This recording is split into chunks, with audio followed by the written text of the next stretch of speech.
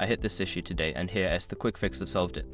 If you're looking to remove a device from your Regions Bank account, follow these simple steps. Step 1. Log into your Regions Bank account. Open your web browser or app and enter your login credentials to access your Regions Bank account. Step 2. Navigate to Account Settings. Once logged in, look for the Account Settings or Profile option, typically found in the main menu.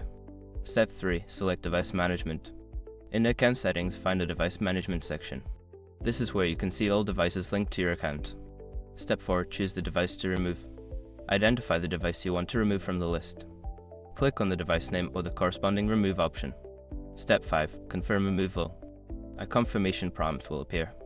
Click Yes or Confirm to finalize the removal of the device from your account. And that's it. You've successfully removed a device from your Regions Bank account. If you have any questions, feel free to reach out. Happy banking!